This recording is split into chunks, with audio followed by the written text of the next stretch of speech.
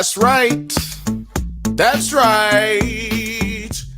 Welcome, welcome, welcome. It's another episode of the Bantha Bunch Show, and this is your favorite cousin's favorite cousin, Bill. You're watching from Nerds at Night, Drunk Bantha's channel, or on Twitter with nerds_night. Let me tell you something. It's the Bantha Bunch Show. Let's go. Hey, hey, hey, hey, hey. How's it going? How's it going? How's it going out there? Everybody, I got to say thank you and shout out to everybody who's watching. That's right. That's right. Welcome, welcome, welcome. Everybody pour on in here. Shout out to my co-host, Penny. Again, I am your favorite cousin's favorite cousin, Bill. And this is the Bantha Bunch Show. Say hi, Penny. No? You want to say hi? All right. It's going to be one of them nights tonight. Looks like it's going to be one of them nights tonight. It's going to be a great night. We've got a great show for you guys and gals and everybody in between. We've got the documentary series that I've been watching tonight. I got some documentaries to talk about with y'all. Excuse me. Into the Fire is one of them on Netflix. And also I'm going to talk about a little bit about Arcane. Arcane is a television show that's on Netflix, and we will be talking about it here on the Drunk Banthas channel and Nerds at Night channel on the Drunk Banthas podcast. The podcast is every Monday at 8 p.m. Pacific time. So if you're watching this now, make sure you like and subscribe so that you can get those notifications and everybody keep you up to date. What's happening, Othelius? What up? What up? What up? Othelia said, what up, my Banthas? Just so you guys know, if you're watching on Nerds at Night, we can't see so if you're watching on separate channels, you can't see the other chat unless you're in that chat.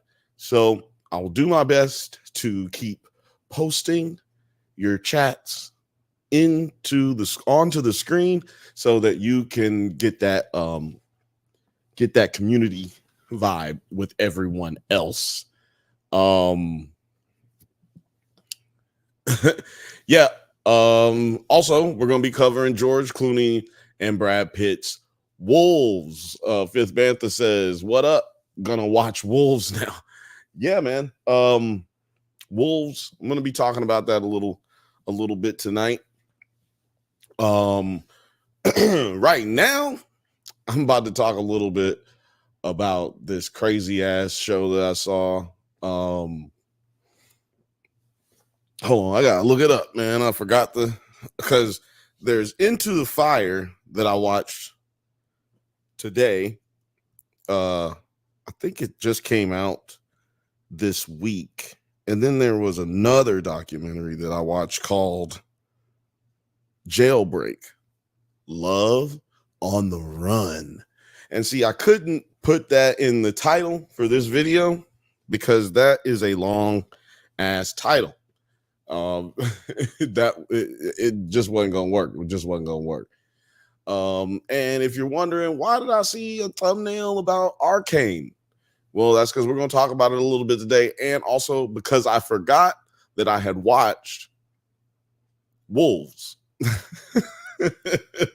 I forgot that I had even seen it, and I was like, man, I got to talk about that on the show. I forgot that I needed to talk about it because I enjoyed myself during that, but I'll give you guys a little bit more information here coming up soon. Yeah, what was I about to say? What should we start with? Because like I said, you know what? I'm going to start with Love on the Run. Do I have a drop for that? No, I don't have a drop for that. But I'm going to talk about Love on the Run. Again, we are live on Nerds at Night and Drunk Bantha's channel and on Twitter. So if you're on Twitter, please give us some chat love, man. We never get no chat love over there at Twitter. I know it's mad people watching. So don't just be people watching. Come on and people watch in. Come on and chat with us. Fifth Bantha said, "Isn't that a song? Isn't that in a song?" I'm sure it is. All I am is a like log of music quotes. That's all I am. It's all I'll ever be. It's all I'll ever amount to. It's all I'll ever be. Yo, them New York accents on Gotham. New York accents on the Penguin are crazy, son. Like all of them are bad. So it's been encouraging me to do it as much as possible. Hold on. Am I freezing now? I think I know why I'm freezing. There we go. We got it back.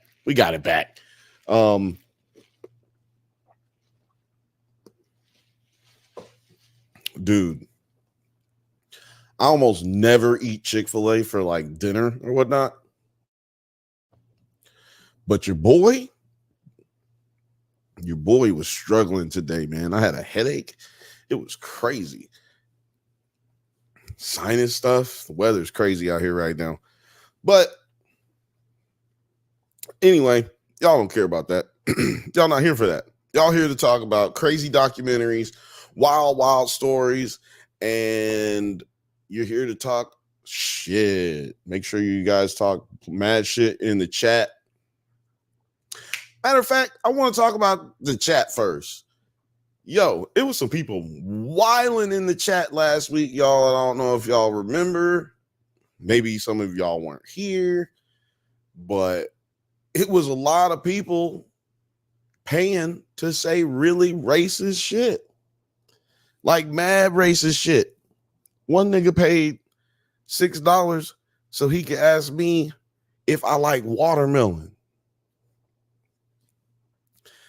I don't even like watermelon, but I felt obligated to answer his question only because I hate watermelon for real, and also he paid $6. So, but this is the thing: I'm not mad at nobody making racist comments as long as you pay for it. So, just a shout out to you if you want to get your comment through and it's racist and crazy.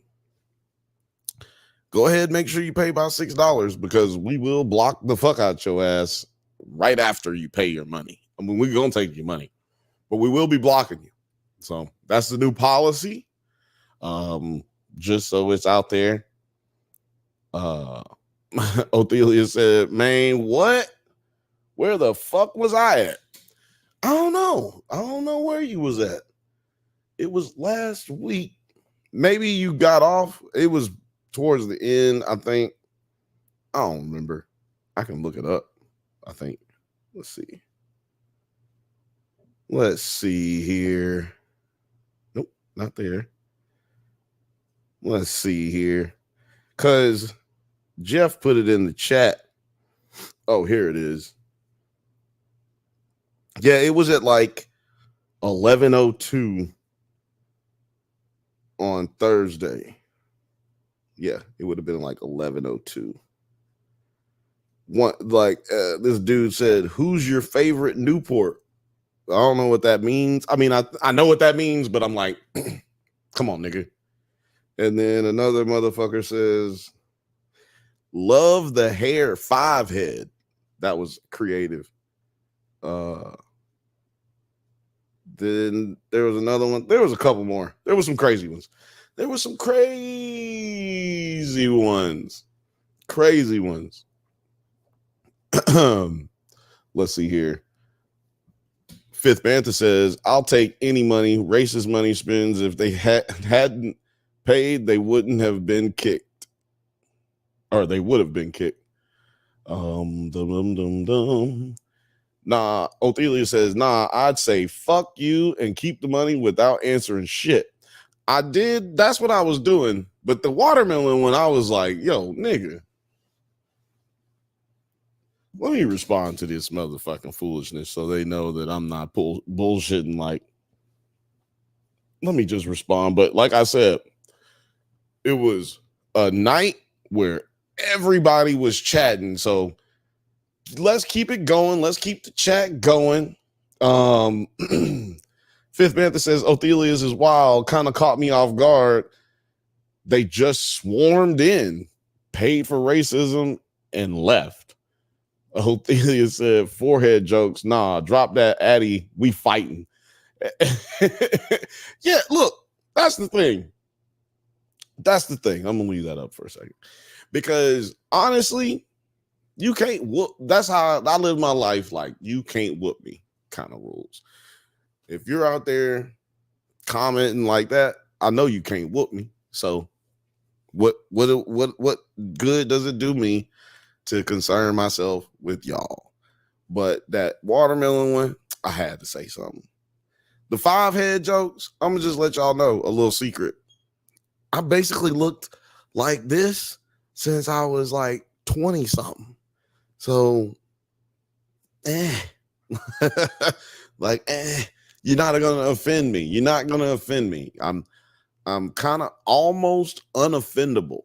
As a matter of fact, only time I get offended is by atrocities and like the crazy fucking weird corruptible bullshit that goes on in this world, like Diddy shit. Those are the kind of things that actually offend me. I'm offended in that manner because people are fucking disgusting human beings sometimes. And that's offensive.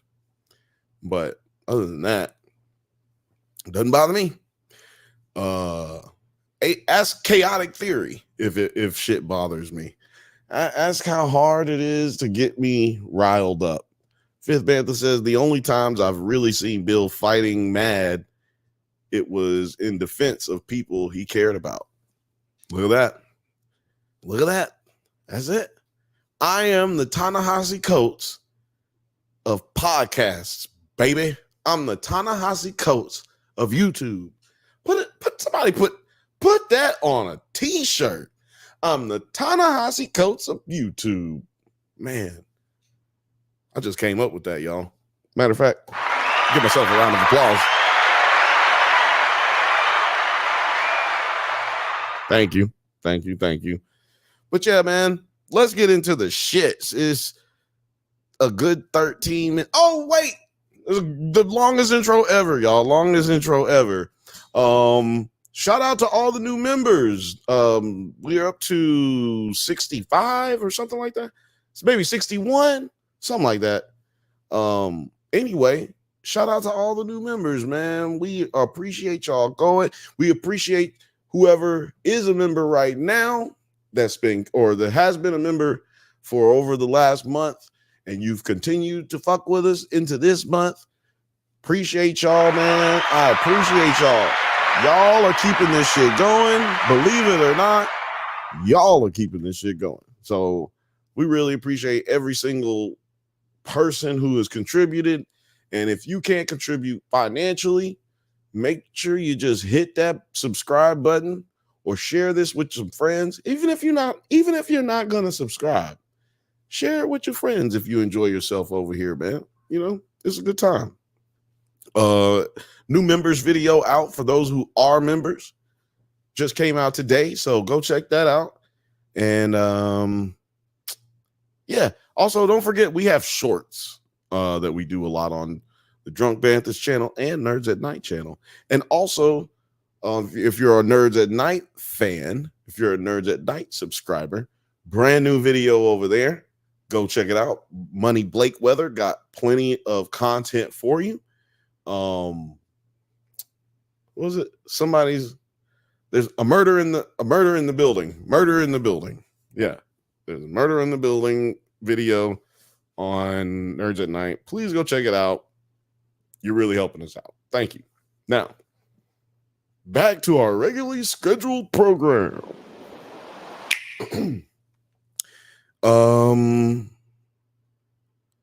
I gotta find a way to sneak in the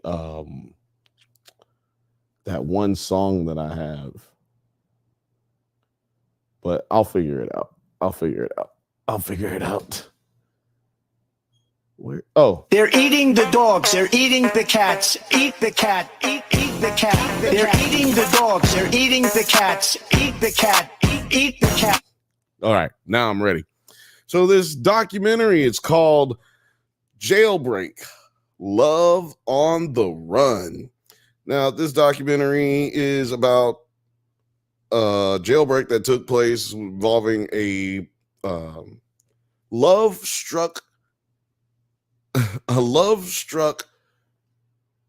what do you call him? Not parole officer. Damn, why is it all of a sudden escaping my mind? Penny, what the fuck? Love-struck correctional officer and a murder suspect fled an Alabama jail together. This is the true story of their unbelievable love from the unbelievable run from the law. Their love could not keep them away from each other. Now, there's this lady. Her name is Vicky. She was an employee. Oh, first of all, I gotta say this all took place in Alabama. Roll Tide, okay? Shout out to everybody in Alabama. This did not take place anywhere that I've ever been in Alabama. Actually, I've been to Florence, Alabama once. So I guess this did take place in a place that I've been, that I've visited, but I've never lived there. What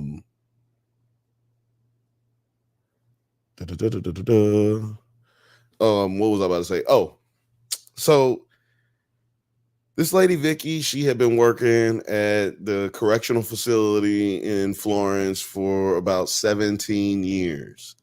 The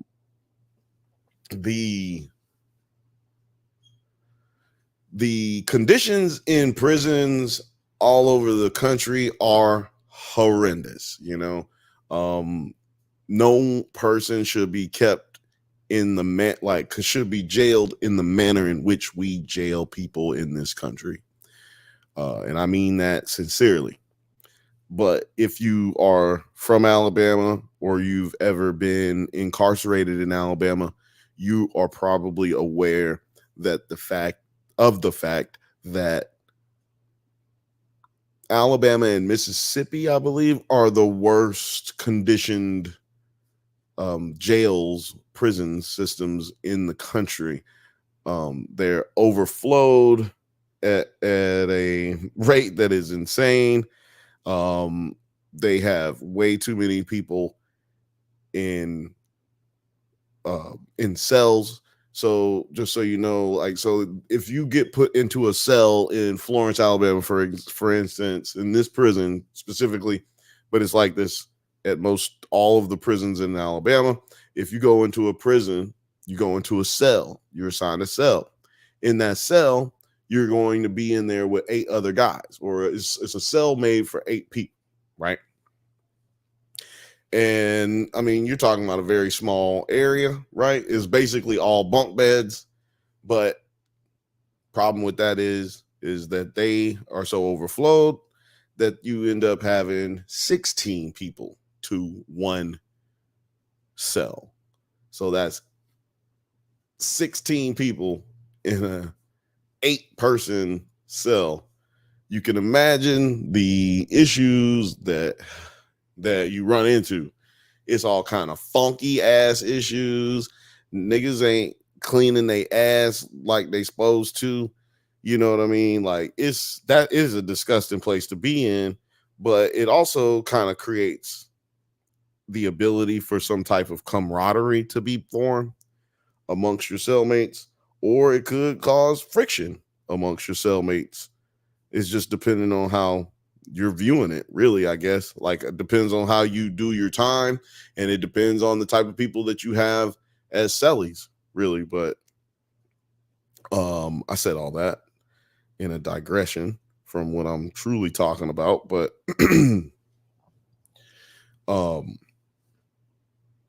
sorry, I'm getting on Twitter here to see if anybody's on here, and we got some people on Twitter, so shout out to y'all. Even though y'all quiet, y'all just watch. People watch. People watching is my favorite thing to do. And that's why I watch these documentaries, y'all. So, so Vicky works at this correctional facility that is smack packed full, but everybody in the prison that worked there loved Vicky. And everybody who was a prisoner there loved Vicky. Now, this is that's a weird thing to me. As a person who has a lot of homies who've been locked up and family members that's been locked up, I look at it like that's like 99.9% of the time that's never going to happen, where you end up having someone who is loved by all of her coworkers and loved by all of the prisoners. Like, very strange turn of circumstances. But in my opinion, a really good thing, based off of the things that they said that she would do. She would make sure people didn't get isolation without extremely good reasons to isolate people. Like, it was crazy listening to the testimonies of prisoners who were detained there talking so nicely about this lady. It was a pretty diverse team too. You know what was crazy though? A lot of women correctional officers in this prison. And they were pretty much all old, y'all. In this documentary, they look like they in their 60s. A lot of the people that they interviewed, all except the black girl that they interviewed, and she was a front desk clerk. She wasn't even like a correctional officer. Othelia says the American prison system doesn't treat prisoners like human beings. And I think that's kind of their point.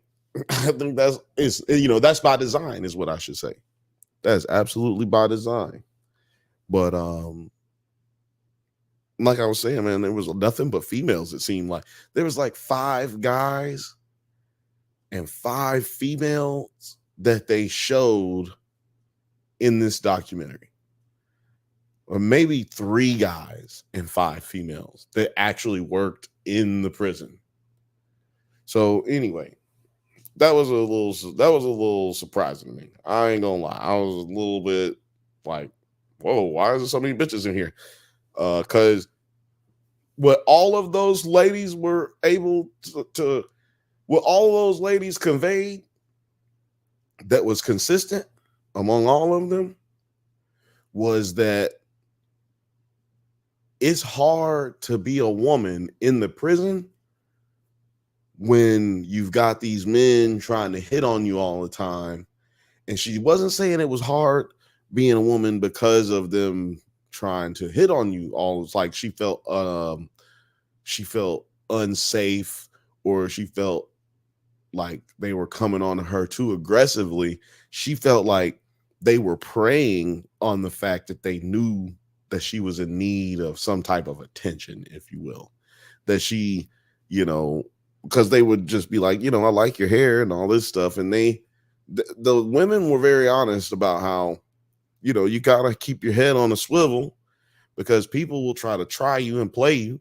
And you have to maintain that you are in a position of strength, not in a position of friendship or equality, right? You can't have the inmates crossing those lines. Gers and Purrs says, good evening. Hey, Bill, Othelia, and Fifth Bantha. What's happening? Gers and Purrs. Gers and Purrs. We got to get some Gers and Purrs. I don't know. For some reason, that sounded like boats and hoes when I said it. Gers and Purrs. But yeah, man, I never thought about that. Like, okay, if I work at a women's prison,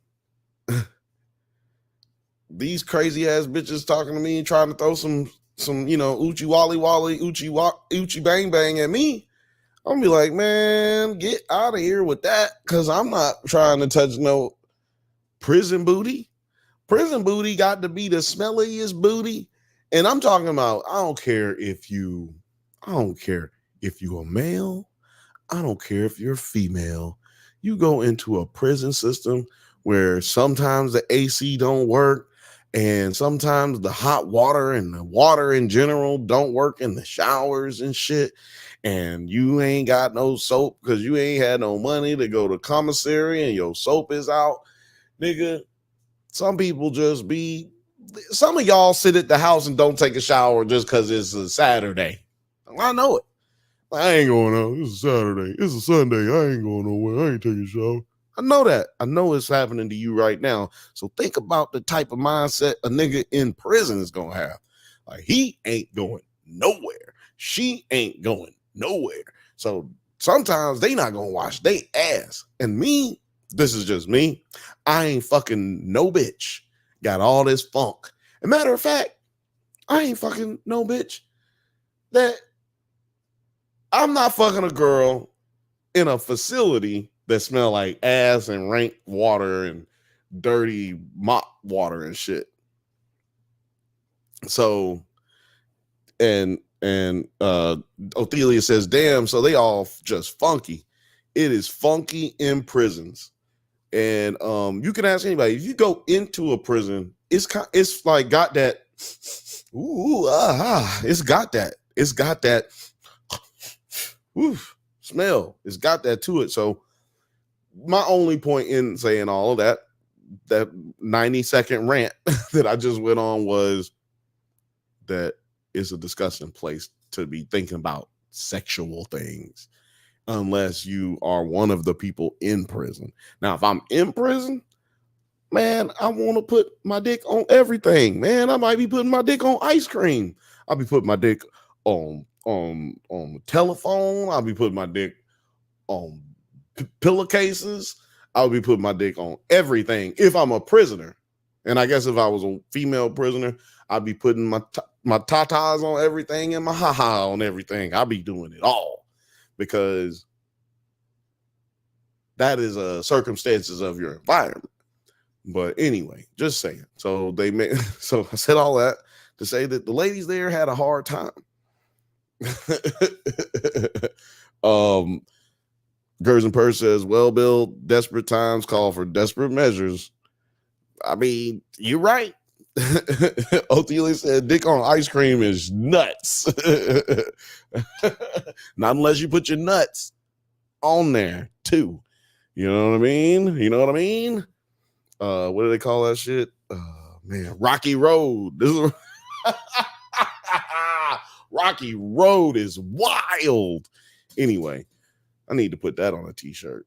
Just a dick and some Rocky Road. Just a dick with Rocky Road at the bottom, or a Rocky Road and then a dick sitting on top of it, just off the top. I don't know. Anyway, I got a headache. I might be off the rails. When I'm sick, I'm usually a little funnier. But just because I say outlandish shit, so forgive me. At any rate, so there's this other. So yeah, you know how it goes for Vicky. She works 9 to 5 or whatever to 5 or whatever time she gets off work, and she works like 5 days, sometimes 6 days a week. You know, she's that person, right? Well, there's the other character in this story. His name, damn, what was his name? Damn, I can't remember his name. We're just gonna call him John for right now, because I ain't trying to remember this dude's name. He's a disgusting human being. This guy, we're gonna call him John, or was it Chris? I think it was Chris. So we're gonna go with Chris. So Chris is a psychopath. He is a manipulator, a user, abuser, and he also is an accused murderer. I guess I can't say he's a murderer, but I'll get into that a little bit more. I'll get into that a little bit more later. So where should I start? Well, let's just start with Chris is from Alabama as well, a county over east of just one county east of Florence, Alabama, and he gets into it like he's been in and out of jail his whole life since he was a teenager. And one night he gets into it with his girlfriend at the time and pulls out his gun and shoots at her, and then shoots and kills her dog. And in attempt to flee after beating his girlfriend's ass, he goes to her neighbor's house and holds him up at gunpoint after ringing the doorbell. Holds him up to gunpoint, asks for his keys to his truck, and he leaves, takes off, goes to the nearest gas station, and sees this lady and her husband, like they're trying to like pull out. He pulls in front of them, trying to block them and get them to get out of the car. They do not get out of the car, and they go around him or whatever, and they avoid him. He fires off 2 shots into the back windshield, wounding the lady in the shoulder, and thus also not getting the car. Don't know why he did that. That was just dumb. And then he goes to a gas station, which they can pick him up on camera. And on camera, you see this dude. On camera, you see this dude run up on a guy. I think it was like a Camaro that he grabbed, or like a brand newer Camaro. And he like ran up on the dude. Hey, give me the, I need your car. Give me your car. And the dude's like, okay. Keys are in the car. And he drives off and he's like, hey, let me get my phone. Let me get my phone, man. So what does Chris do? He drives back, he pulls back or backs up, gives dude his phone, and then takes off. Let me tell y'all something. Don't do that. That's just the dumbest shit ever. Because you take him his phone, like I'd have threw his phone out, but I'm not going to give him his phone. You know why? Because that guy's going to call the police. That's what he's going to do with that phone. He's going to call the police. And now, predictably, you're in a car chase because police in Alabama don't really got nothing to do. You call in a fucking stolen car. There's no way you got far enough yet without driving crazy to get away in time for the police to not catch you. There's just no way that happens. So what ends up happening? The police get behind him. He ends up driving off the road into the dirt, and fucking crashes the car. Not to a point where he couldn't have possibly moved it, but the police surrounded him afterwards. So what happens to this dude? This dude gets out of the car, like halfway out of the car, like he's sitting down in the car still in the driver's seat, but he's got his feet out facing the police, facing the road from where he is on the side of the road. And he gets out of the car with 2 pistolas pointed at his cranium. Okay, he's got it pointed at his head, and he's like, I'm not going home. I'm not going into prison. Y'all call the sheriff. Tell him to come down here. Call the sheriff. And then so the sheriff was there, because he was asking to call the sheriff because this sheriff particularly had arrested him his whole life. So he was familiar with this sheriff. Let me just say, I would never in my life want to be associated with these fucking crazy psychopaths. But I'm gonna get into that in a little bit. So Chris has the sheriff come out. The sheriff is there. He's like, Chris, come on now. Oh, sorry. He's like, Chris, come on now. No, let's end this. And Chris is like, call my mama. I'm not going home. Call my mama. Tell her I love her. Not gonna make it home tonight. and he's like I said, he's got the pistols to his head, right? So the sheriff's is like, hey, Chris, nobody's gonna die here tonight. Just let's calm down, man. So they were able to talk him down and get him arrested because he said he wanted a sun drop. I'll come out, but you got to get me a sun drop. If you get me a sun drop, then I'll come out. What is a sun drop, you might ask?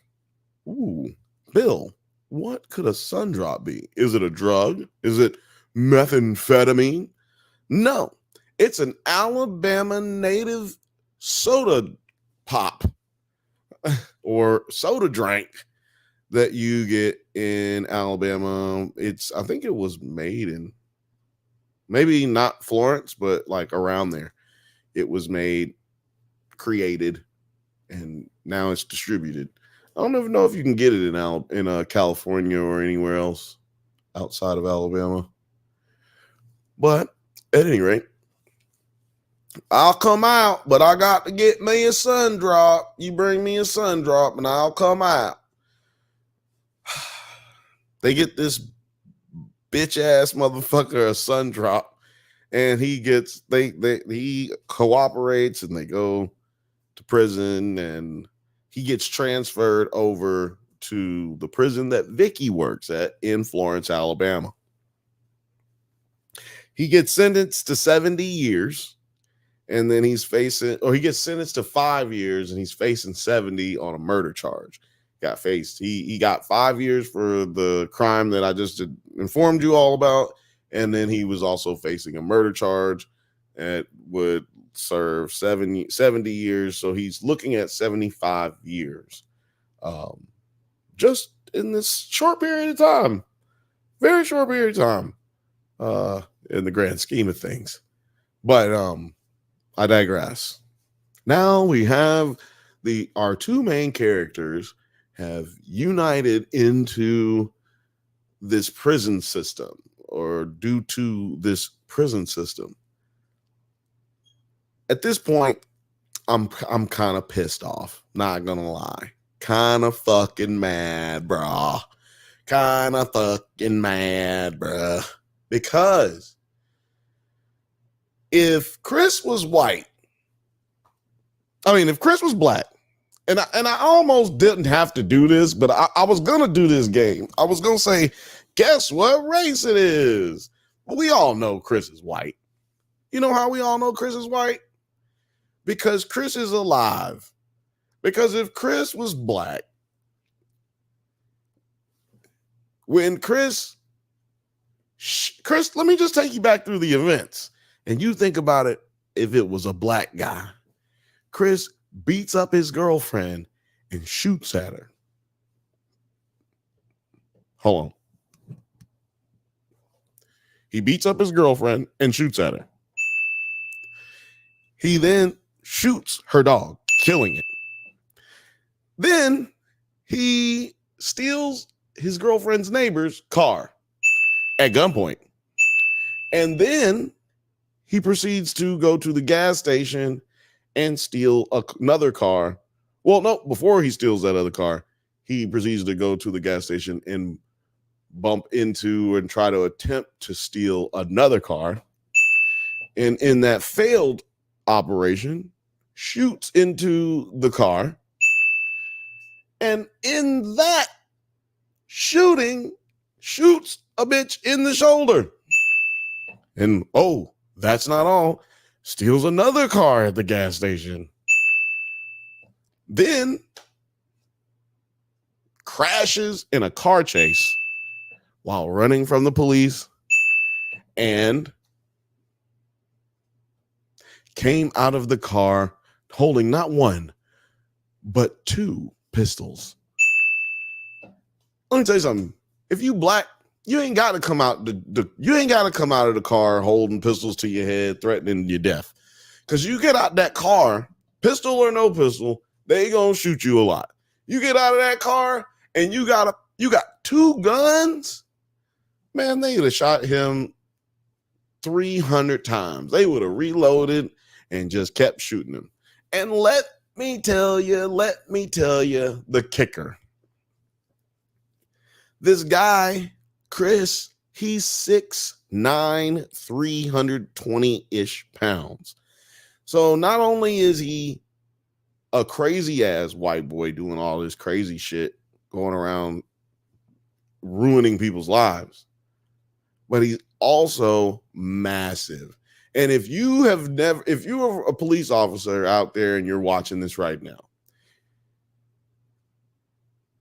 you can't ever say you feel threatened by a black person when y'all don't be feeling threatened by these 6'9", 300-pound white boys who be toting guns and shooting and killing and beating their girlfriends. These are things I'm not understanding.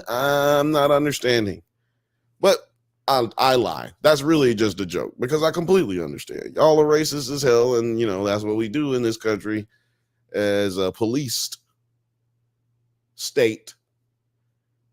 We police. I don't want to say we over police. We police in an aggressive manner, depending on the type or race of person that we are dealing with. That's how we handle it. I wouldn't say it's a over policing because I need police around when crazy shit's going off, or if it's possible for crazy shit to go off. I would like the police to be there. Problem is, they treat everybody differently. But I just wanted to get that in there because this nigga, oh my God, this white boy was going ham. But yeah, he ends up in the same prison as Vicky. And well, I don't have to tell you, this is when things start to get sticky. Ooh, sexy.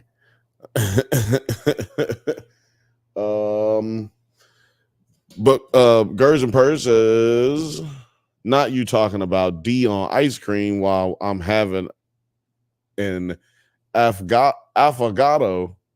Oh man, damn. I'm sorry. Man, what's his name? Jeff was talking about that shit the other day. Huh. I think he was eating gelato. He was eating gelato. Gers and Purses sounds like a fun guy. Laugh out loud. Chris is a fun guy. And Othelia says we definitely over police. Yeah, I think it's how you look at it. I mean, I think we're saying the same thing, but saying it different ways. Or we're just saying different things. But yeah, man, this is a situation that I was like, this happens. This happens. It's not a weird type of thing that this happened, or unusual type of thing. People, let me say it like this. It's prison love out there in all kinds of ways and shapes and forms.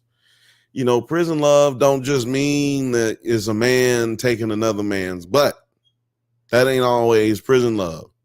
And I'm not talking about prison vape. I'm talking about prison love. Prison love. And it ain't just got to be about popping cheeks. Man cheeks. It's a lot of women who are correctional officers who you can either say take advantage of the men, or you can say pleasure the men and themselves, or sometimes they just straight up slap out, fall in love.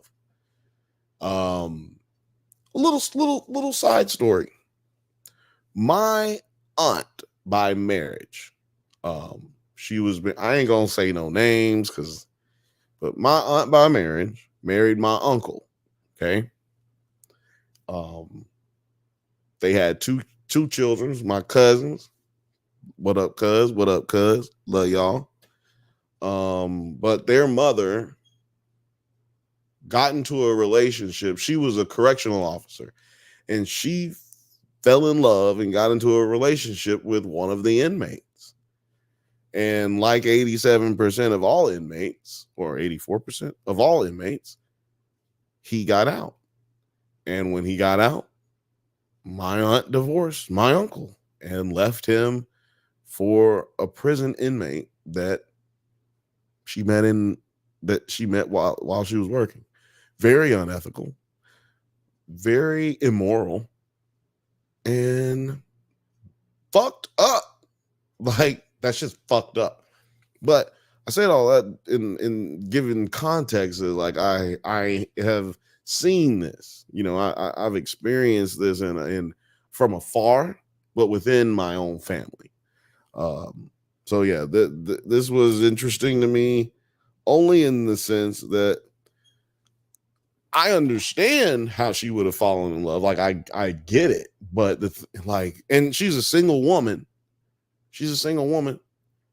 But the thing is, this nigga ain't never getting out of jail. He is a murderer. He is at best a woman beater and dog killer and Grand Theft Auto committer. Like, this nigga is a character in Grand Theft Auto. This is Nico's older brother. Okay.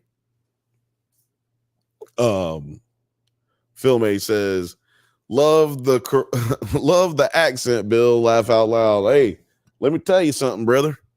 I can get all of your accents, all of your Southern accents. I can bring them to you. I can bring them to you. I got you, brother. Gerza Purse says, hey, Film H. Hey, Film H. Roll Tide. Roll, damn it, Tide. I don't give a piss about nothing but the Tide, baby. I'm trying to see. You know what? I ain't got time to really look. If you're on Nerds at Night, shout out to y'all. Please make a comment. And if you're on Drunk Banthas, you can clearly see it's all about the comments. Baby, let's jump in. And shout out to everybody on Twitter. I'm tired of asking y'all to comment because you're not going to do it. But anyway, like I said, I can understand how this lady would have fallen in love. I just don't understand how she fell in love with this guy. And then, you start watching it and then you go, oh, this is how it happened. This is how it happened. This guy, he's kind of smooth. He's kind of smooth for like a backwoods meth head. I didn't quite pass the 5th grade type motherfucker. You know what I'm saying?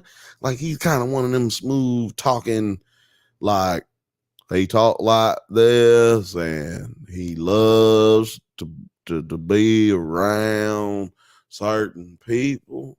And I tell you, this man talk just like this. And I don't know, y'all can say what you want to say. You know what I'm saying? You can use all of the negative words that you want to use for a person who talks like that. But I have to say that everybody don't sound like that in the South. And as a matter of fact, everyone doesn't sound like that in this documentary. Actually, yeah, there's 2 people who don't sound like that in this documentary, which this documentary is also a bad representation of like the South in general, in my opinion, because these people were like aware that she was some of them were aware. I'm venture out to say most of them that worked very closely with Vicky were aware that she was developing some type of relationship with this guy. And of course, the Sellies caught on to it. Now, let's just talk about a little bit of the perks that come with slapping cheeks with your correctional officer. Well, commissary is no longer a question, right? I ain't got to worry about whether or not we getting whatever we getting. And like all of the snacks, all the food, all the shampoos, all of the stuff, man, all the soaps, like the Sellies ain't even complaining. And it was some people that would come in. They said there was some new people that would come in every once in a while. They had to be like, hey, yo, shut the fuck up, cuz. You finna mess up the benefits of being in this goddamn cell. Shout out to everybody over there in Florence at the A1, cell A1. Shout out to all y'all. Because I don't care what you did in there. It is terrible conditions. Now, I'm not saying all y'all need to get out, but don't nobody deserve to be treated like that. But yeah, Vicky and Chris would pass notes back and forth. Chris would pretend like he was writing letters to his mom, but then he would ask his cellmates questions like, how do you spell gorgeous? And he would be like, okay.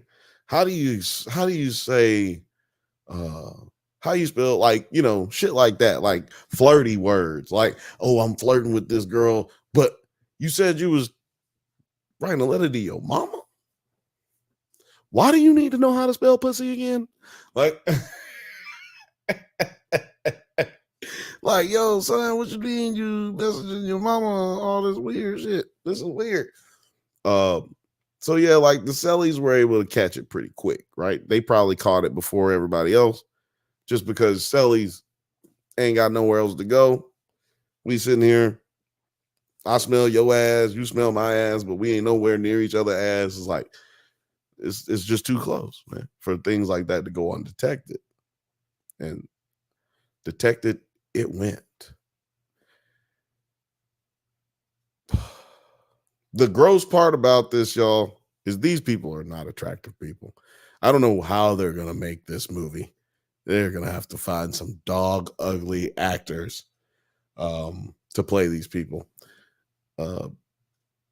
We find out pretty early on in the documentary that these two they're having phone sex. And they're having a lot of phone sex. And they talk on the phone every night.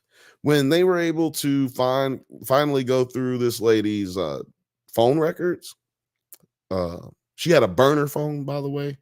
That's how she got away with that for so long. They were able to check this lady's phone records, and they realized that they had over 1,000 phone calls between the two in a little less than 2 years time. So 365 days a year, 52 weeks, over 1,000 calls.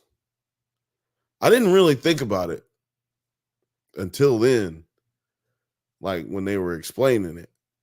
Like, for you to call somebody over 1,000 times who's in prison, for you to talk to somebody 1,000 or more times is wild. The best you should be able to get to is about 700.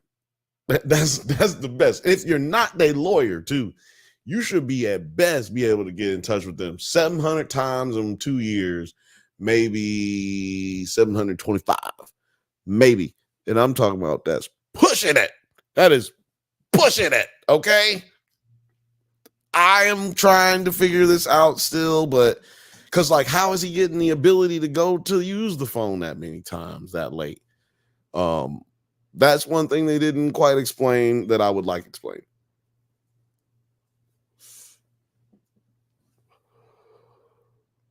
It was quite confusing, and when it got to that part, but they used to have nasty phone sex all the time, and they played that shit. I'm gonna let y'all know, man. I'd watch some of this stuff so you don't have to. And in this moment, I can tell you that was one of the things you didn't want to hear. Woo! Me and Alex was sitting here watching this documentary, and I was just like, yo, that is nasty. He said, the officer said, well, we went through a lot of the phone records, and we were able to find out that there were over 1,000 phone calls in between the two over a 2-year span.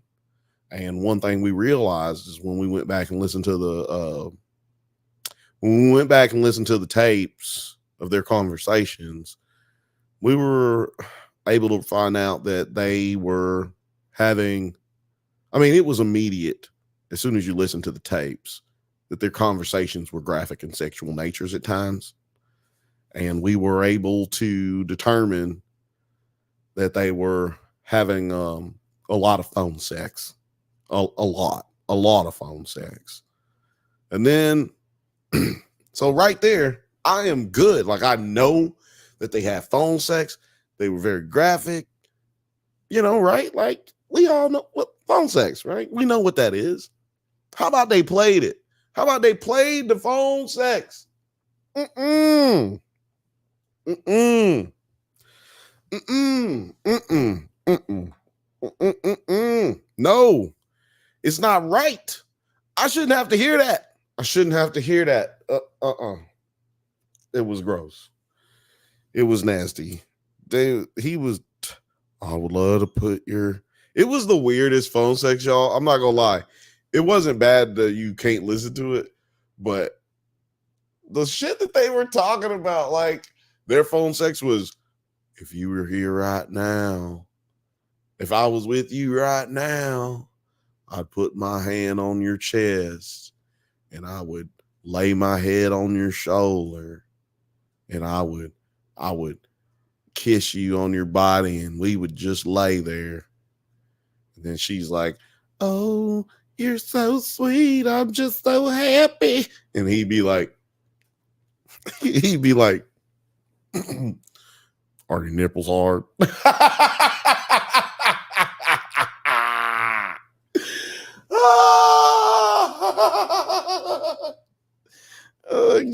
It's so sweet and heartfelt.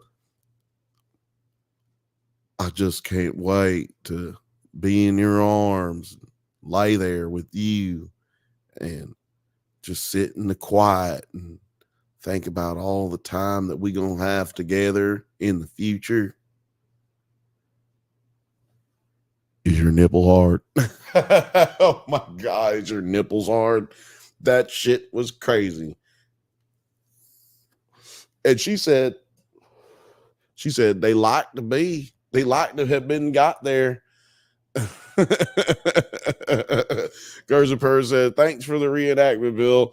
You're absolutely welcome. Trust me, it was way more disgusting when I heard it.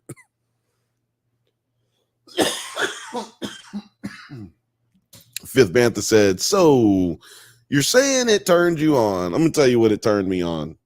It turned me on to the fact that weird ass white people in Florence, y'all need some better phone sex talk. Y'all ain't having phone sex, man. That's not phone sex, bro. Like, I mean, that's not phone sex. Or at least if, you know what, it's phone sex, but it's the most boring, weird phone sex I've ever heard in my life. And see, y'all don't have the benefit of seeing these people. You can Google it. I'm not fixing to reach all over here and start grabbing shit and no.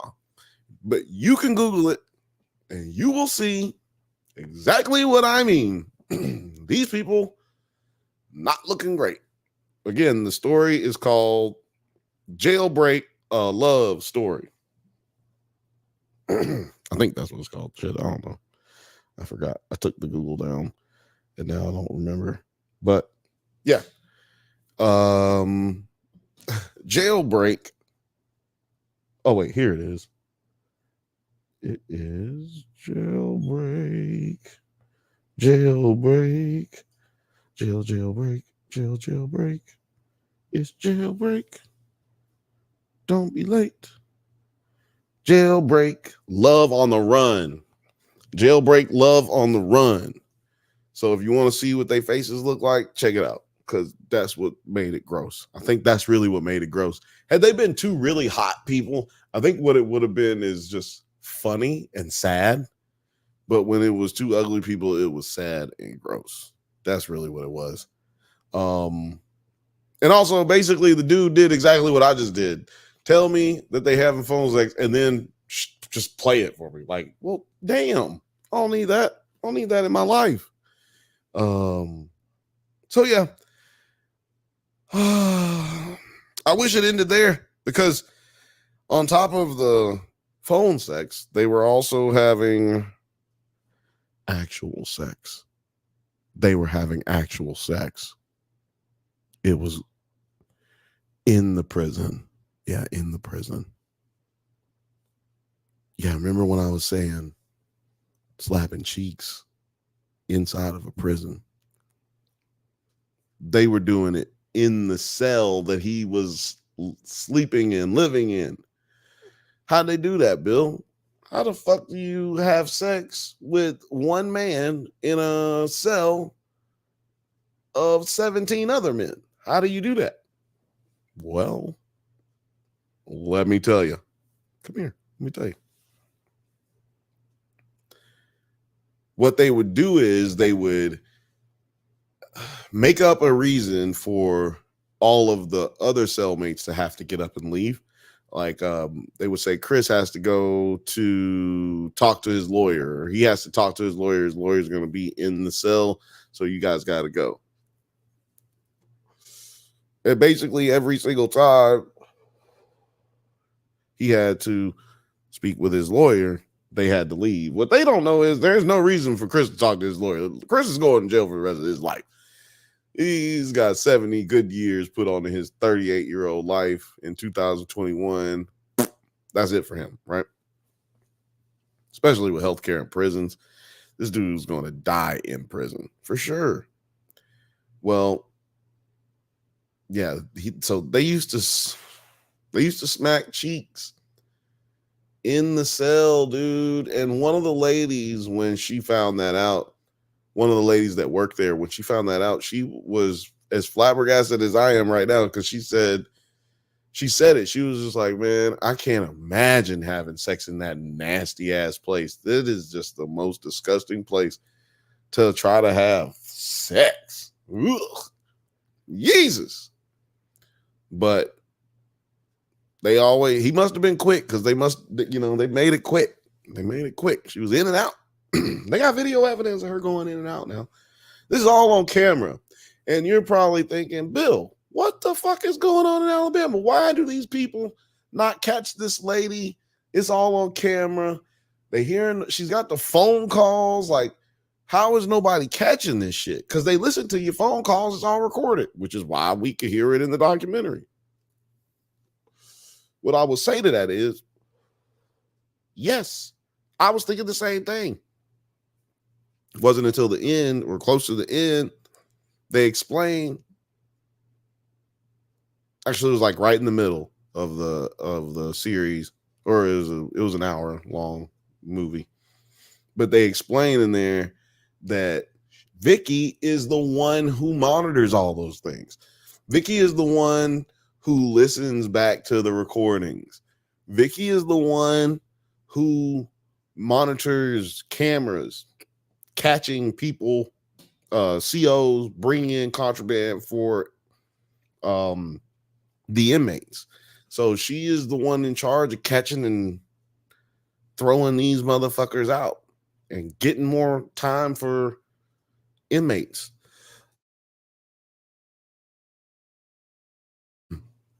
Excuse me. All of this to say she's able to cover her own tracks very easily. And because they're shorthanded and all this other stuff, she's the only one who ever even sees this stuff, right? And if she tells you to do something as one of her employees, you have to do it, right? And this is a very serious setting. You know, they can key with each other every once in a while on the job, but you're in a very serious setting. You're in prison with a bunch of prisoners.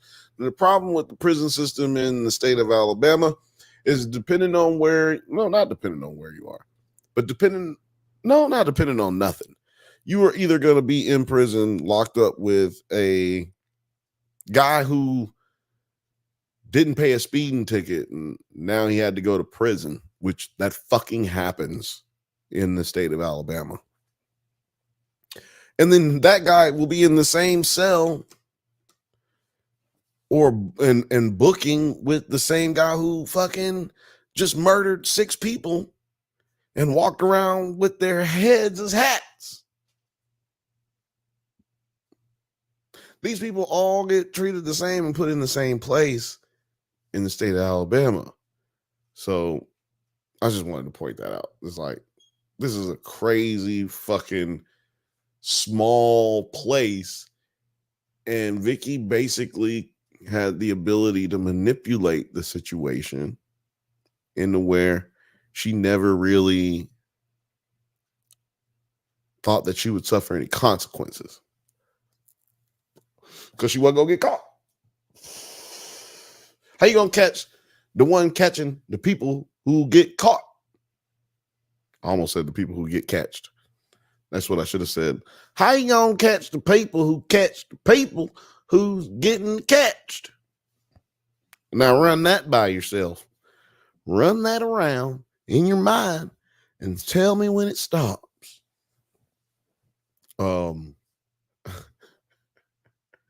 I just thought about this. Goofy is Southern. Goofy got a Southern accent. What the fuck, man? Y'all think all of us is dumb in the country, in the South? We're not all dumb. Some of us get out. The smart ones, we leave. The other smart ones, they take advantage of the people who live there. I gotta stop. But yeah, long story short, they go on the run. This lady busts this dude out of jail. Now, it's not one of them situations where you think it's going to be like this elaborate plan where they're going to take, like they're going to be sitting there talking to each other on the phone, like talking about how it's going to work and how it's going to plan, how they were going to plan it out. They were actually really good about keeping it a secret because of the letters that they exchanged back and forth that I was talking about earlier. And when you listen to the phone calls, it's a lot of code speak that you can tell they've had previous conversations before they got on the phone. And you can tell that even though she knows she can, basically avoid having to deal or answer questions or deal with consequences of the recordings, she still was deciding to talk in code, which just goes to show you that she knew what she was doing was wrong, and she let it be known kind of in those recordings. But anyway, there was no real moment where they sat down and devised this like elaborate plan. Like you think it's gonna be, I'm gonna roll by you with the laundry cart, and then you jump in the laundry cart, and then when you jump in the laundry cart, I'm gonna roll you down to the back side of it, and then I'm gonna come back around and pick you up. No, it was like she went and told one of the correctional officers to pull Chris from jail, from his cell. He was going to go for a psych evaluation for court. That this is a normal type of thing, very routine, usually takes a few hours, like 2 to 3 hours for something like this to go down. So she would have been expected to leave for a long period of time, but come back. But she didn't come back, because what she did is she just straight up walked this dude out of the place. Now, I forgot to mention that Vicky retired the day, like she put in her retirement notice 2 days before she ended up helping Chris escape. And on her retirement day, her last day, and at her retirement party, she booked it to go and fucking take off with this guy for the rest of her life. I keep hearing something. Oh, if you're wearing headphones and you're listening to us right now, just go backwards about 10 seconds and you can hear somebody honking their horn real loud. I don't know why this microphone's picking that up. Oh, it's this other microphone. Hold on, let me turn this down. All right. Sorry about that. So anyway, they end up just walking right out the front door, basically. I mean,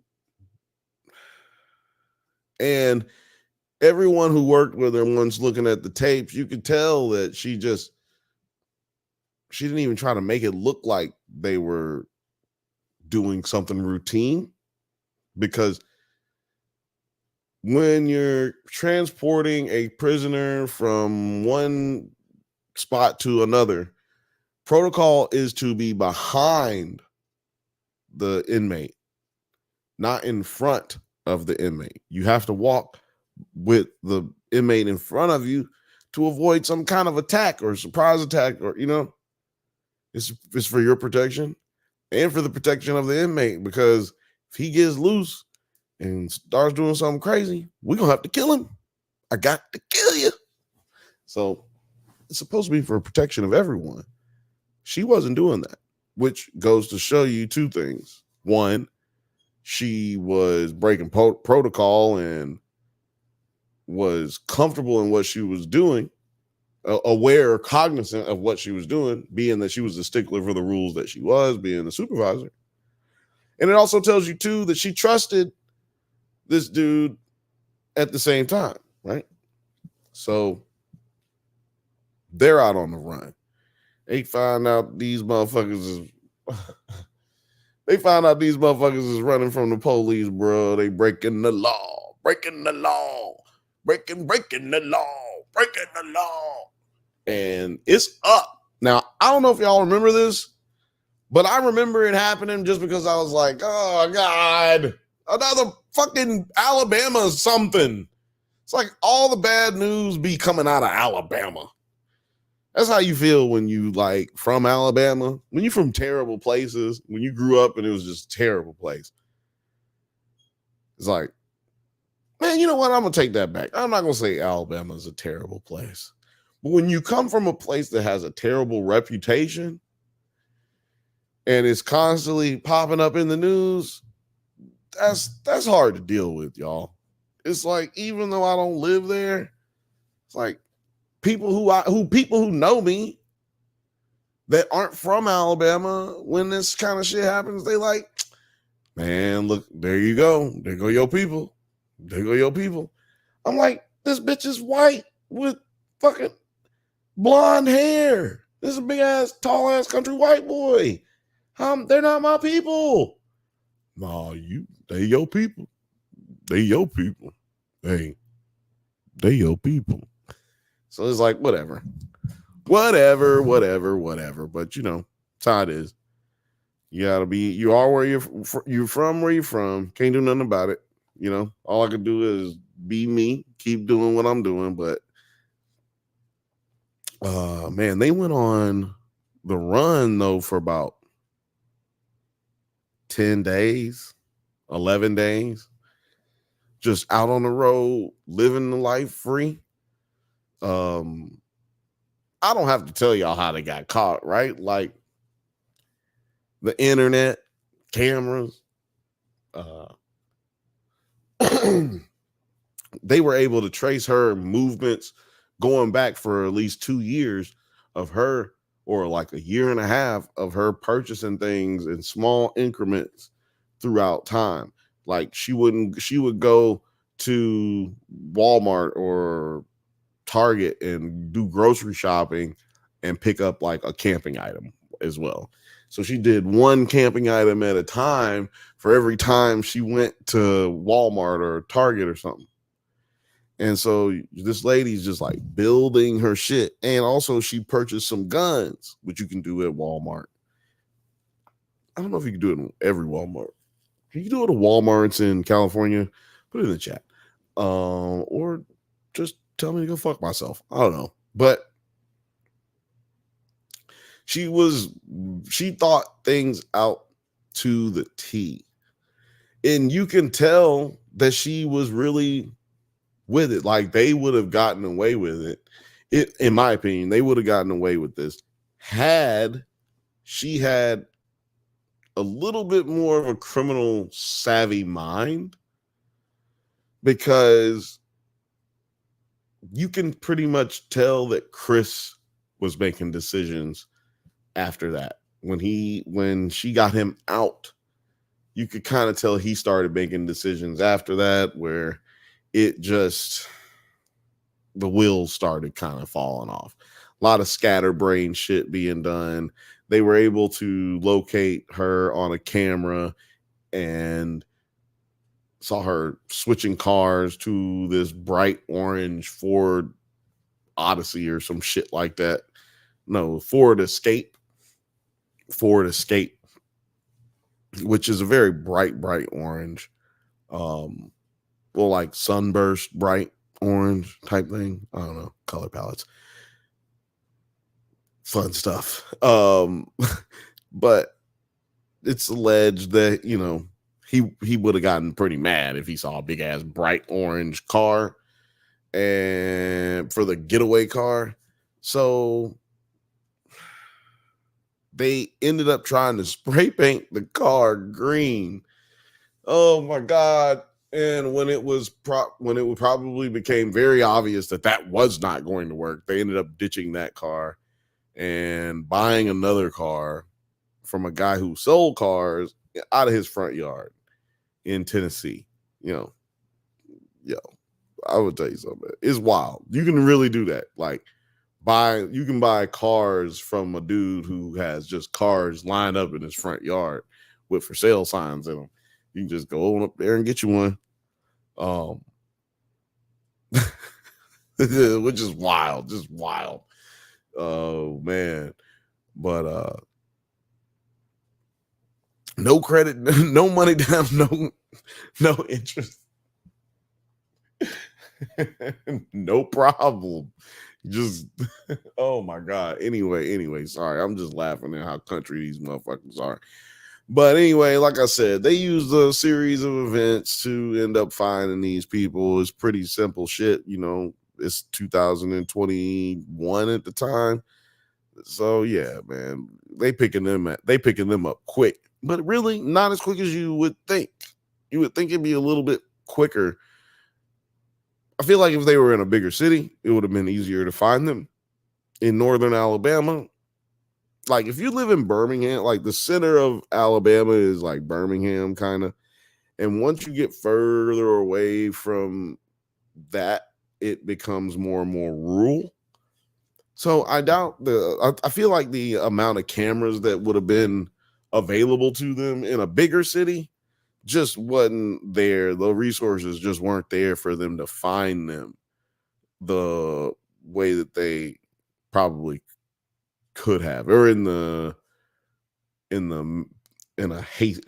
what am I trying to say? Like in a faster way. They would have caught them faster if the niggas had some goddamn cameras and technology. That's what I'm trying to say, goddamn it. Them motherfuckers fucked that whole shit up.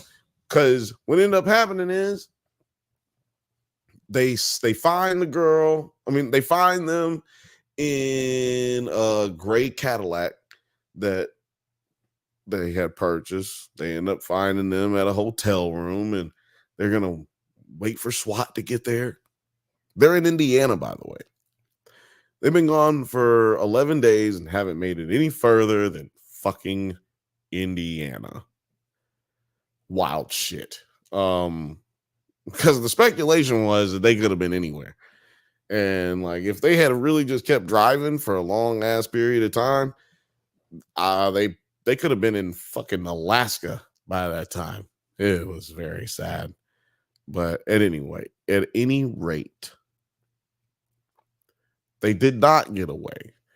They end up fleeing from the hotel, being that I guess they noticed a large presence of extra cars and extra people who look like they could be the police, seem to be gearing up to enter into our hotel room. So they got into the car, drove off, and then it was on and popping from there, y'all. It was on and popping. Not gonna lie, this documentary kind of had a little lull to it before this. Before this moment, I was kind of like, nah, I don't know about this. I don't know about this doc. Like it's kind of just boring at this point. But it picked back up in the 12th gear. When you think about it in this moment, like in the moment where they're in the car chase, you start feeling bad for Vicky right there, because you're just like, man, this lady got conned into doing all this shit, and now here she is. Look at where she's at right now. 20 years of doing this job, and now this is, you're looking down the barrel of a gun, so to speak. So as they're being chased, the police do the little pit maneuver thing. They got all this chase on camera, by the way, like not just the police cameras, but they got building cameras that are catching all of this as it's happening. Clearly they're in a city in Indiana that has way better funding than the city of Florence in Alabama. But I digress. The whole chase was caught on camera, and you can see Chris is just driving erratic. He's going all over the place, back and forth here, back and forth, just shoot. Like, he doesn't know where he's going. There is no goal, no plan here. He's just out here doing it. And they end up getting hit with the pit maneuver and flipped over. And they end up flip, like the Fall Guy type shit. One thing that they played after that was Vicky somehow accidentally called 911 in the midst of the chase. Now,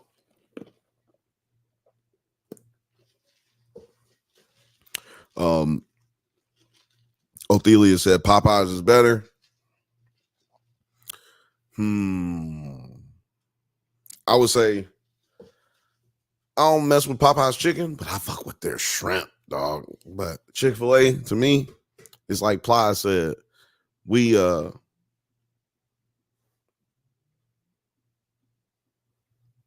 why is Lil Frothy calling me right now? What's up? You know we're in the middle of the show, right?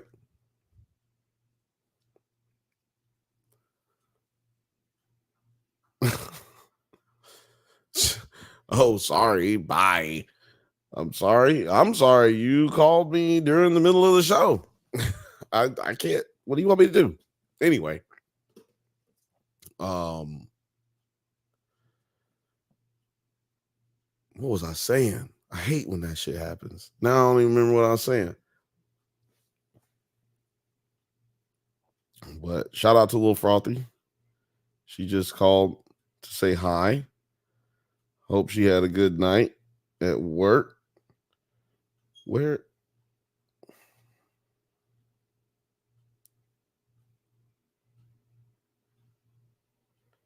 My bad, y'all. Hold on a second. Did something happen? There we go. 1 second.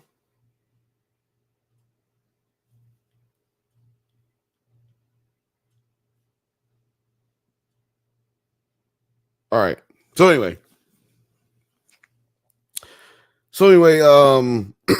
yeah.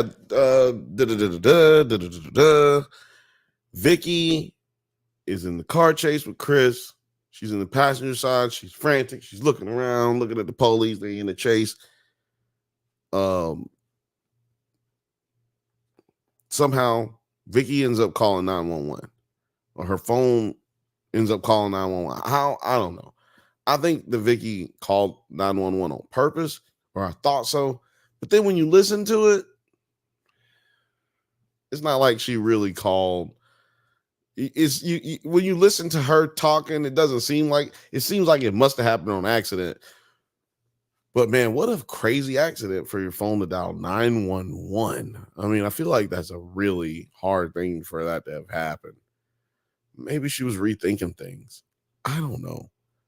What I do know is the car crashes, flips upside down into like a ditch. And they are able to pull Chris out of the car, and in the audio of the 911 call, you can hear the car flipping and all this, and then you hear a pop, like you hear a gunshot go off. And it was Vicky. Vicky was shot in the head, like, but in a way that was like somewhere in the back of her head. Like they said, it was an awkward position for it to be in for someone to have shot themselves, but it was from her gun, had her handprints, her fingerprints on it, and that ultimately they had decided that it was suicide because the gunshot wound would have taken place before the car flipped over.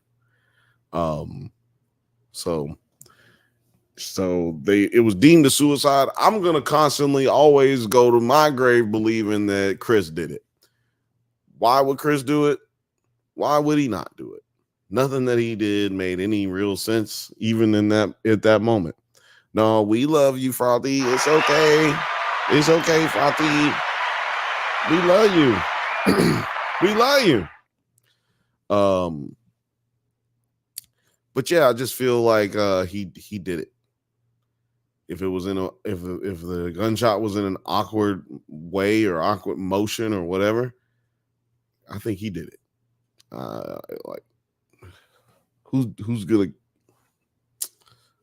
this, y'all? Who's doing this? Tell me.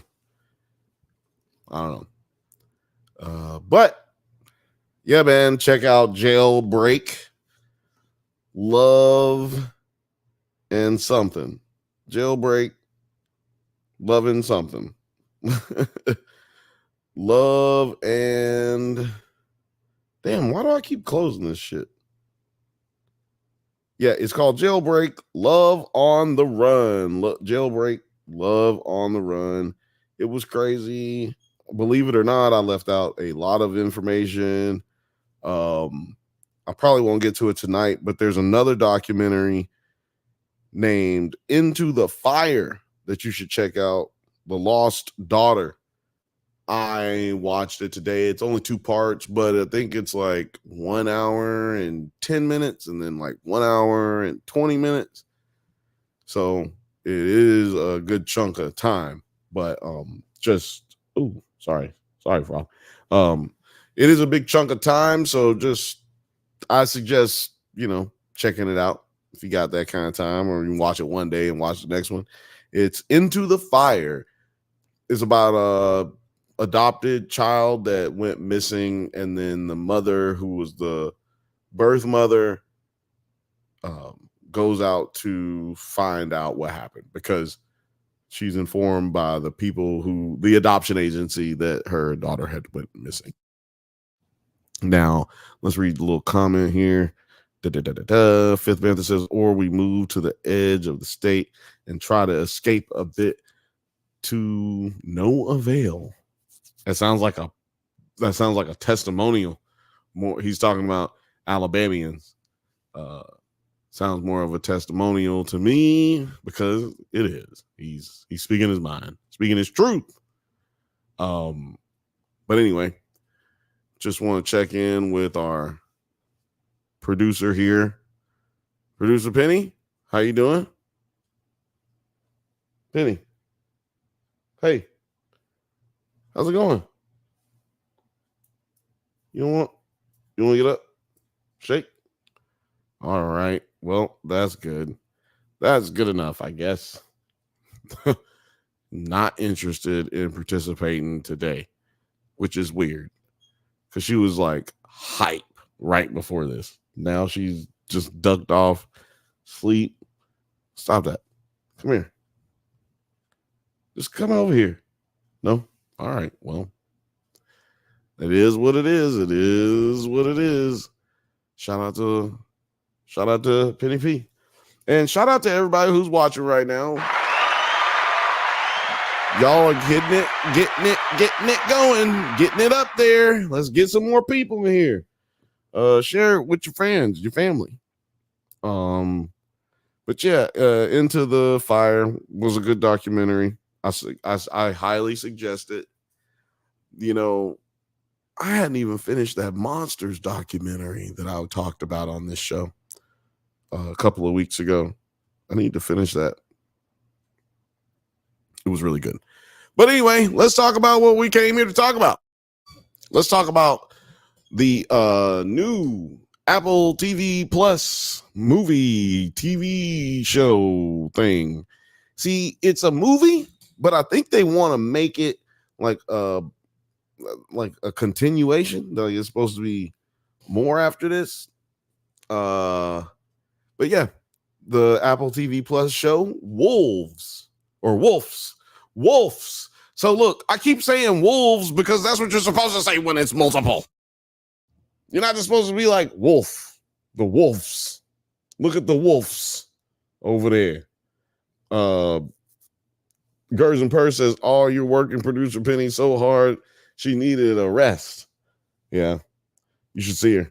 She'd be humping the hell out of this little teddy bear thing. It's crazy. It's the craziest thing in the world, but she works hard, so you gotta do what you gotta do.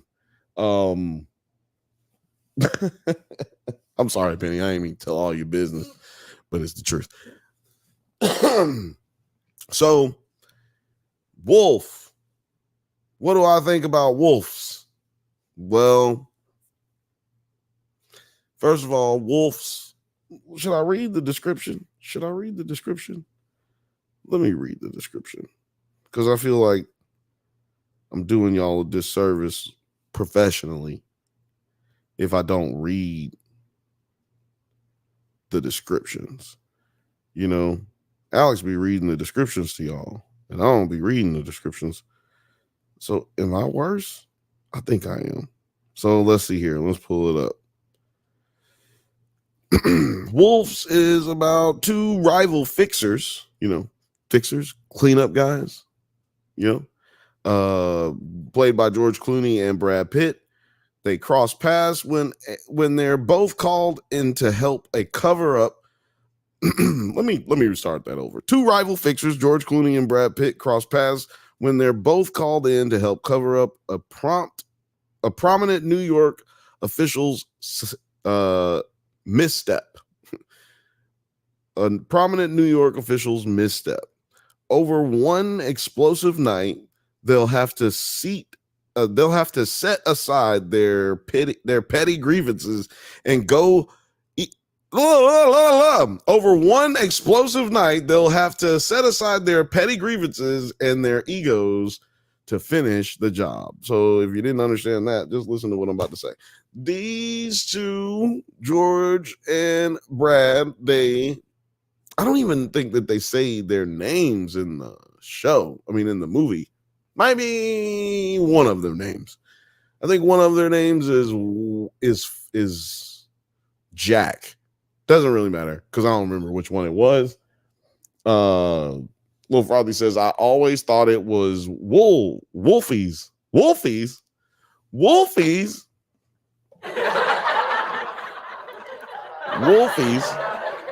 Wolfies? I don't think it's Wolfies, baby. I think it's wolves. Wolf and wolves. I think whatever. I think. Gers and Purr says, call HR, Penny. I'm gonna call HR. She keep humping this teddy bear. I'm gonna get this teddy bear to call HR because I don't think that's appropriate for her to do what she does to its head. But yeah, the district attorney ends up, she's a female. She ends up going to this hotel, bumping into this little young kid, 20-something young kid. She's like, you want to come up to my room, do a little hanky-panky, fall into something stanky. And he was like, hell yeah. Use a whole ass hot white lady and old white lady. I'm going to go up here with you. So he goes up there and, I think maybe he slapped some cheeks. I don't know. Let's say he did. but he ends up dying, or at least they think he's dead. Spoiler alert. It's not really a spoiler because it's in the trailer, but yeah. Uh, the story is basically about this lady, the district attorney, calling her cleaner, calling a number that she's been provided by someone previously, and this man shows up, which is George Clooney. George Clooney shows up, and then another cleaner shows up, which is played by Brad Pitt, and hilarious hijinks take place. There's a couple of scenes in this movie. Well, first of all, I liked this movie. I thought that it was a fun movie. I thought that it was like it kept me engaged. I was genuinely interested in the mystery element of this movie. And Brad Pitt and George Clooney did a really good job. They are the executive producers of the movie, if I'm not mistaken, or maybe they're just producers on the movie. But they do a lot of it's a lot of Ocean's 11 type vibes, but at the same time, Ocean's 11 is rated PG-13. This is rated R, so it's just a little bit more edgy, but I'm guaranteeing that the rated R rating that they got is mostly for language, because there's not really a lot of blood, and there's not any sexual situations or nudity. So very curious as to why they really gave him an R rating. I'd be interested to know that, but well, I ain't gonna say I'm curious, but I'd be interested to know that because I ain't curious at all. Not curious enough to go find it out. I could probably find it out on my own. But I'll just wait for it to come to me naturally. Just come. Everybody just come. Just come, everybody. No, but the movie has gang elements, not too much, but there are certain scenes that just had me losing it. There is a chase scene in this movie that I swear I've heard some critics say that it was too long. I just feel like that person, that particular critic, I ain't gonna say his name, but I feel like that particular critic just wasn't gonna enjoy this in any way, shape, or form, because this particular critic had a mindset of, well, if you're of a certain age, you won't like this because you're probably too young to care about Brad Pitt and George Clooney. And I'm just like, what? So because I'm young, I don't like movies? Because I'm young, I don't comprehend acting? I don't know. If you're young and you're watching this, let me know. Do you fuck with George Clooney and Brad Pitt, or do you feel like they just regular ass dudes? Because in my opinion, there's no way you could feel like they just whatever. But I could be wrong. It's not like we're talking about Danny DeVito and Robert De Niro in The Irishman, or fucking, was Danny DeVito in that? Maybe I'm thinking wrong. No, I mean, well, it was definitely Al Pacino was in it. But like, that's not what we're talking about. We're talking about a guy who's of good age. Anyway, we're talking about Brad Pitt and George Clooney. Like, who don't like them dudes? You're weird. You're weird, old buddy. And I'm not going to say your name because that's disrespectful in my opinion. I'm not going to say your name, but you know who you are. You can DM me. Not saying you can't not like a movie, but I just felt like the reasons, or I'm not saying you can't hate a movie, but those reasons were not good enough to me. I felt like this movie is just a movie. in the sense of if you day ones, y'all know what I mean. But if you're new to this channel and you hadn't been with us for a while, when I say it's just a movie, I mean that in a very positive manner. Like there's just to use an analogy, like sports analogy, if everybody plays a role on a team, and if you are on the team and your role is role player, like you just need to do your job, we just need to accomplish this one thing, you do your job. That's kind of how I look at it. Like everybody works together and I ain't got to worry about what you're doing. I'm not worried about what you're doing. I'm going to do me. Right. And then we'll all work together. So to me, if a movie comes out and it's good, then everybody eats in all of Hollywood. Like all the movies do well that year. If one movie is even just okay, the perception of Hollywood isn't that it sucks. To me, that's what we are missing these days. We used to have like 200 comedies a year come out. Like there's only so many weeks in a year. How could you have that many coming out? But it's just like you got like 3-4 movies coming out a week. Got like 4 or 5 movies coming out a week. Most of them will be comedies or, rom-coms.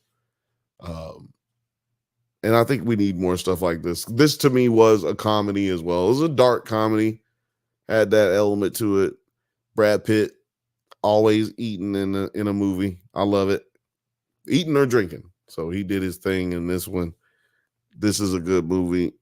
Can't remember the little dude who played in this movie, but little dude, I think his name is Teen. No, it was something similar to what they do in Agatha right now. Can't remember what his name was. Kid. I think they just call him Kid. And like I said earlier, I'm pretty sure George Clooney and Brad Pitt do not have names in this movie. But anyway, the ending is kind of left up in the air. You're kind of left with this ambiguous ending. Like, did I just watch the ending? Is there going to be a second one? Did they live? Did they die? I don't know. Like, that's how your voice goes too. Your voice goes like this. This how you'll talk. Then you won't know. If you don't figure it out, your voice will sound like this forever. But yeah, very up in the air type of ending, but I heard there was supposed to be another one. It's very hard to look up this movie because I guess there's another movie that came out earlier this year called Wolves. That's like a sea movie. And like I said, this one's called Wolves. So I don't know. I don't know. Let me see if I can find it. Wolves and sequel.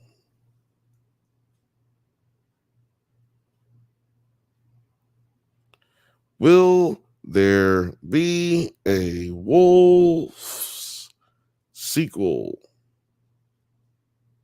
Every time I put it in, it changes it to Wolves.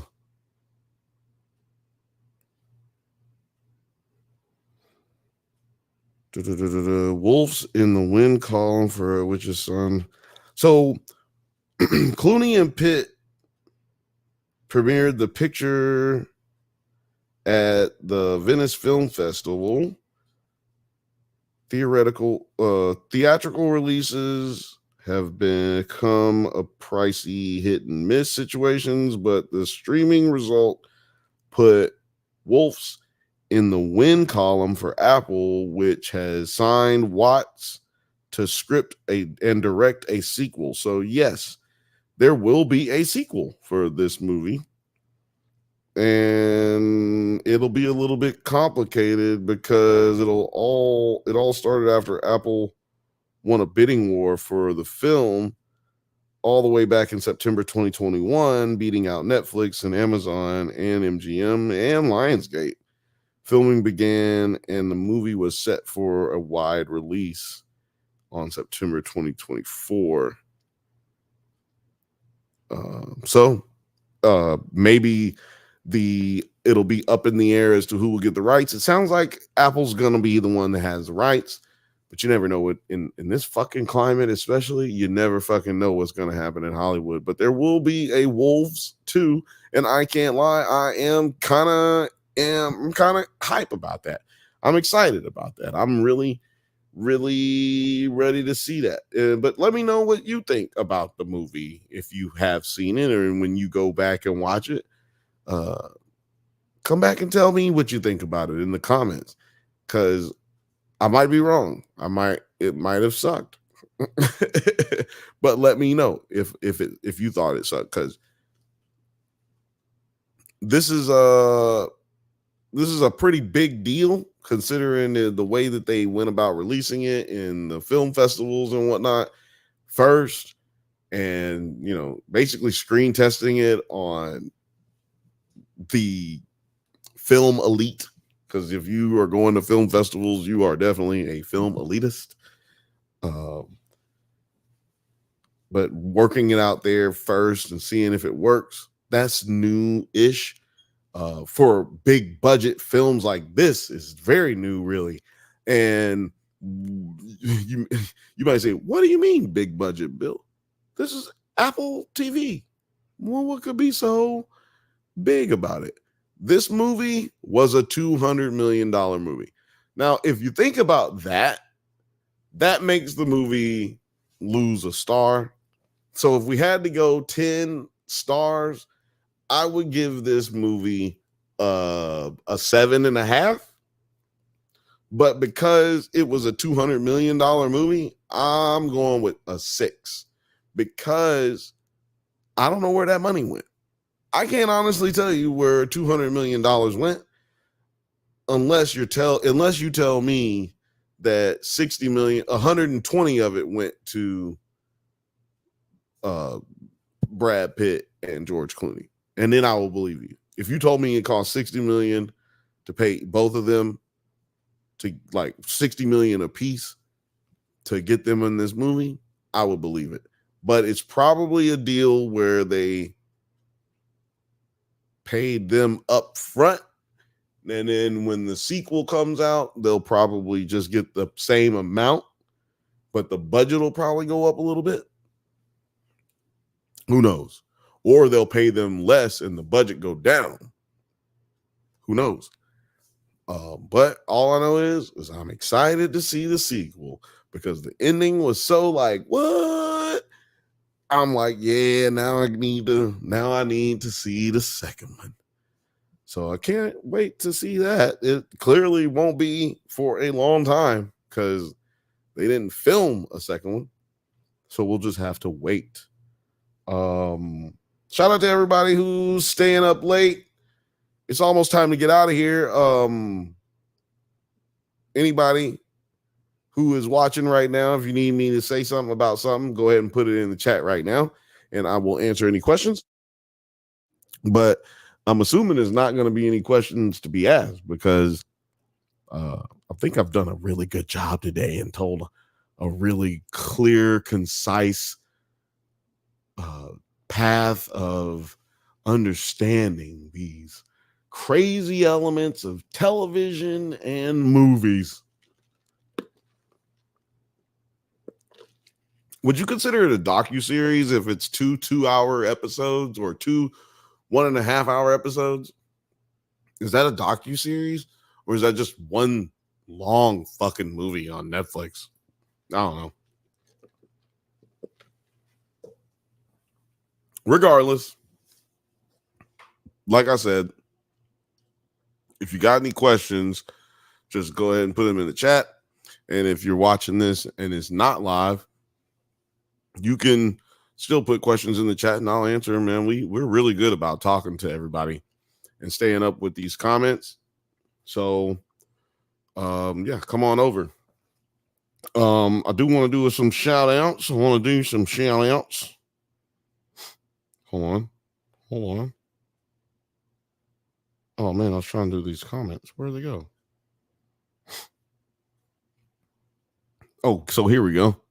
Shout out to Othelia's Gers and Purrs, Alberto 5147, and shout out to Manatee Lover and Raven Paul 11. Those are some subscribers who's been commenting, people who've been commenting. Shout out to them. Shout out to the new commenters and the new members who have been experiencing all that stuff over there. Did I say shout out to Othelius? Yeah, because he's a member. He put in the comments. Gers and Purrs. Yeah, y'all were all in. I said both of y'all. Yeah, cool. And yeah, so shout out to all of them. And shout out to all the people who do not eat dogs. They're eating the dogs. They're eating the cats. Eat the cat. Eat the cat. They're eating the dogs. They're eating the cats. Eat the cat. Eat the cat. They're eating the cats. They're eating the dogs. Eat the cat. Eat the cat. Eat the cat. Eat the cat. Eat the cat. Eat the cat. Sorry. I've decided we're getting one of those. Every fucking episode, we're getting one of those, is what I decided. Hold on. It's some I thought I had a comment that just came in.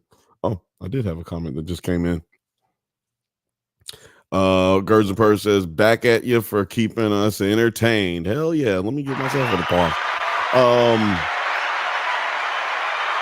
Yeah, eating the cat. I'm gonna be doing that for a while. Not gonna lie. Gonna be playing that for a while. If you hate it, let me know. Put it in the chat. But not before you eat the cat. Oh man, yes. This has been a great night. Before we get out of here, I just want to let you guys know, like I said, there's new videos on the members only and new videos on the members only page on YouTube, Drunk Bantha's channel, and we've got brand new content over there at Nerds at Night. You can check them out for yourself. If you haven't, go ahead, subscribe, show us some love, hit the like button. Go to both channels and hit the like button, and go over to Twitter and just retweet. You can find me right here every Thursday. Whoa, that was loud. Hold on. Wait a minute. We got to slow down. What was that? That was loud as fuck. You can find me. Why does that come? Is that too loud for anybody else? Is it just me? That sounds loud. Maybe it's my headphones. I don't know. I think it's my headphones. These headphones must be going out, man. But anyway,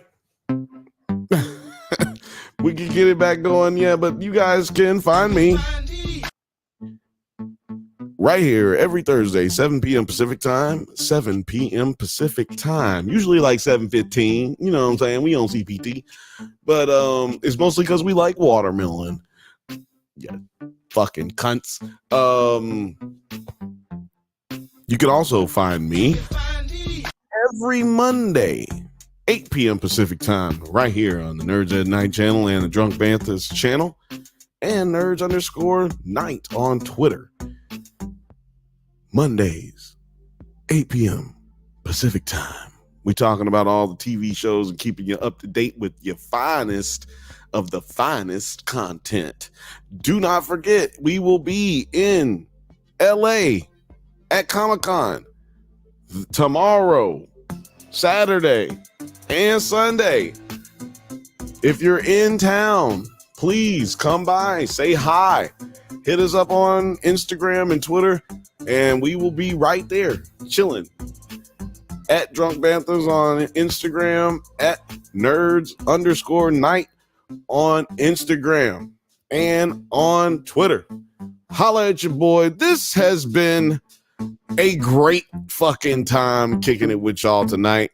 As always, Please, please, please like and subscribe. We cannot do this shit without y'all. My God, I love y'all so much. I am your favorite cousin's favorite cousin, Bill, and I'm getting the hell up out of here, baby. All I gotta say is one thing. I got one thing to say to y'all. Go outside, nerd. Get out. Go. I ain't got time to be distracted by your worthless chime-ins. Go. Go. Do it. Get out of here.